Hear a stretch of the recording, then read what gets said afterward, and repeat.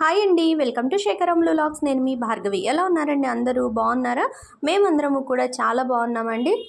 ఈరోజు వీడియో ఎవరైనా first time చూస్తున్న వాళ్ళైతే మీకు ముందు వీడియోలు కూడా ఒకసారి చెక్ చేయండి. మీకు నచ్చినట్లు అనిపిస్తే తప్పకుండా సబ్స్క్రైబ్ చేసుకొని అలాగే పక్కనే ఉన్న బెల్ ఐకాన్ అయితే క్లిక్ చేయండి. నేను చేసే అన్ని వీడియో నోటిఫికేషన్స్ అయితే మీకు వస్తాయి. ఈరోజు వీడియో వచ్చేసి కుకింగ్ రెసిపీస్ ఏమి పెట్టట్లేదు భార్గవి అని చెప్పి అడుగుతున్నారు కదా. ఈరోజు ఒక మంచి సింపుల్ లంచ్ తోటి మీ ముందుకైతే వచ్చేసాను. ఒక మంచి కూర రెసిపీ అయితే చూపిస్తానండి.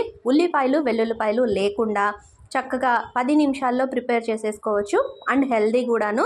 మీరు ఇచ్చే చిన్న లైక్ నాకు చాలా సపోర్ట్ అవుతుంది. తప్పకుండా వీడియోని లైక్ చేసి మీ ఫీడ్బ్యాక్ని కామెంట్ ద్వారా అయితే నాకు చెప్పండి. చిక్కుడుకాయల్ని చక్కగా నారలు తీసేసి ఒలిచేసానండి. అవి శుభ్రంగా కడిగేసేసి డైరెక్ట్గా కుక్కర్లో వేసి రుచికి సరిపోయేంత ఉప్పు వేసి ఒకసారి బాగా కలిపేసి కుక్కర్ మూత అయితే పెట్టేశానండి. ఒక 2 విజిల్స్ వచ్చాయంటే మనకి చిక్కుడుకాయ అనేది చక్కగా ఉడికిపోతుంది. ఈలోపు మనం కూర చేసుకోవడానికి కొంచెం లైట్గా కొబ్బరి, అలాగే కారంకి సరిపోయే పచ్చిమిరపకాయలు, చిన్న అల్లం ముక్క మిక్సీ జార్లో మెత్తగా గ్రైండ్ చేసుకుందాము. పచ్చిమిరపకాయలు మీ కారంని బట్టి వేసుకోండి. నేనైతే కావాల్సిన పచ్చిమిరపకాయలు, చిన్న అల్లం ముక్క, పచ్చి కొబ్బరి ముక్కలు వేసేసి కూర క్వాంటిటీని బట్టి వేసుకోండి. అవన్నీను అది మిక్సీ వేసుకొని పక్కన పెట్టేసేసుకోండి. తర్వాత బాండ్లీ పెట్టి అందులో పోపు అయితే వేస్తున్నాను. 2 స్పూన్ల ఆయిల్ వేసుకొని పోపు దినుసులు అయితే వేసుకోవాలండి. మినప్పప్పు, శనగపప్పు, జీలకర్ర, ఆవాలు పోపు వేసి వేయించుకుందాము. అయితే నేను వీడియోలో చూపిస్తున్న స్టీల్ కడాయి కానీ స్టీల్ కుక్కర్ కానీ మీరు ఎవరైనా కొనుక్కోవాలి అనుకుంటే నేను ప్రోడక్ట్స్ అనేవి లింక్ ఇస్తానండి. ఇప్పుడు నేను టైటిల్ ఇస్తాను కదా వీడియోకి, ఆ టైటిల్ దగ్గర మీకు మోర్ అనే ఆప్షన్ వస్తుంది. ఆ ఆప్షన్ ముందే మీకు ప్రోడక్ట్స్ అని కనిపిస్తుందండి. మీరు కనుక అది క్లిక్ చేశారంటే మీకు ఈ ప్రోడక్ట్స్ అనేవి కనిపిస్తాయి. మీరు ఎవరైనా కొనుక్కోవాలి అని అనుకుంటే తప్పకుండా అందులో మీరు చూసుకొని కొనుక్కోవచ్చు. అదేవిధంగా స్క్రీన్ మీద కూడా మీకు ప్రోడక్ట్స్ అని వస్తూ ఉంటాయి. వీడియో స్క్రీన్ మీద అక్కడ క్లిక్ చేసినా సరే మీకు ఆ లింక్స్ అనేవి ఓపెన్ అవుతాయండి. నన్ను ఒకళ్ళిద్దరు కామెంట్లలో అడిగారు లింక్ పెట్టండి అని చెప్పనని, అందుకే చెప్తున్నానండి. రీజనబుల్ ప్రైస్లోనూ ఉన్నాయి మనకి ప్రోడక్ట్స్ అనేవి, బాగున్నాయండి. నేనైతే రెగ్యులర్గా యూస్ చేస్తున్నాను, బాగున్నాయి. ఆ తర్వాత పోపు అంతా వేగిపోయిన తర్వాత ఇందులో ఇందాక గ్రైండ్ చేసి పెట్టుకున్న కొబ్బరి, అల్లము, పచ్చిమిరపకాయలు, కరివేపాకు వేసాను పైనుంచి.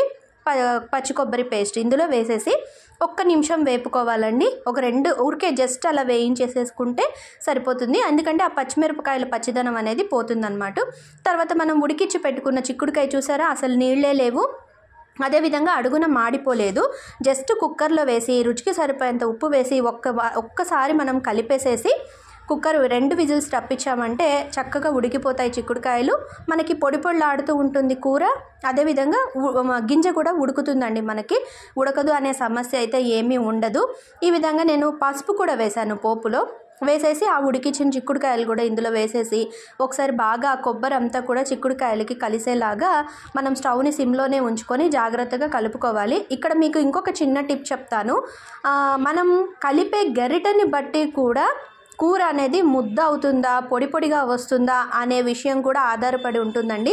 నేను ఈ మాట ఇంతకుముందు వీడియోలలో కూడా చెప్పాను. నేను కొంచెం మనం ఈ విధంగా అంటే నామం బొట్టులాగా ఉన్న గరిట్లు కానీ లేకపోతే కొంచెం గుంటలా ఉన్న గరిట్లు కానీ పెట్టి కూర అనేది కలిపామంటే గరిట అలా ఉండడం వల్ల కూడా ఆ కూర ముక్కలు అనేవి చితికిపోయి కూర అనేది మెత్తబడిపోతుంది. ఆ ఛాన్స్ మనం దానికి ఇవ్వకుండా చక్కగా చిల్లులు గరిట కానీ లేకపోతే అట్లకాడ కానీ పెట్టి కూర కలిపామనుకోండి, అప్పుడు అది ముద్ద అవ్వదు, మనకి పొడిలాడుతూ వస్తుంది కూర అనేది.